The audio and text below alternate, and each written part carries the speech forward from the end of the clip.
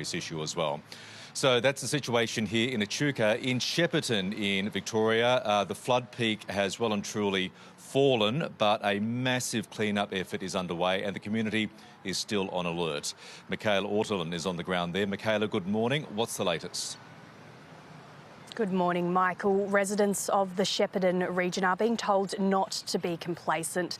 We have had a couple of sunny days here in Shepparton, but more rain is on the way. Now, that's expected to hit later this afternoon and will last into the weekend, so we can expect more river rises, but thankfully not as high as those peaks that we have seen in the past. Now, there are several emergency evacuation warnings in place for Barmer and Lower Moira, for Bambatha and for Shepparton. There's also emergency warnings in place that it's not safe to return home at Murchison and Mooroopna. Now, I'm here at the causeway which connects Shepparton to Mooroopna. There were hopes that this road would open this morning, but we have been informed by the Incident Control Centre that Vic Roads has been assessing that road and it will not open this morning.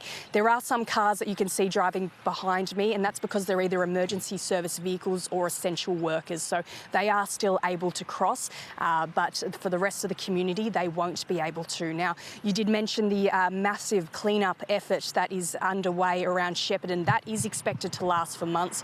We've been told there's around 4,200 homes that are impacted by these floods. About 400 of those have had flooding above the floor level. Now, that number is expected to grow and it is constantly changing as well. There's a rapid response team that are out there door knocking, collecting that data and seeing what the extent of that damage is. Now, Michael, you did mention the very sad news of the death near Nathalia, which is just northwest of Shepparton.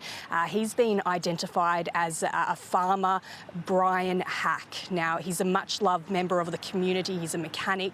He's a horse breeder as well. Tributes have been flowing online on social media, everyone throwing their support at his family about that sad, tragic news. So it is a devastating impact or just one of the devastating impacts of this flood that we're seeing right across the state. Devastating indeed. Michaela Ortolin in Shepparton, great reporting. Thank you very much for the updates. So Lisa and Madeline, that is the latest situation in northern Victoria. Of course, there's a serious flood threat across the river, the Murray River in Moama. We'll have the latest on that and also the broader situation in New South Wales later in the hour. You've got it all covered. Thanks, Michael. In other news, the Home Affairs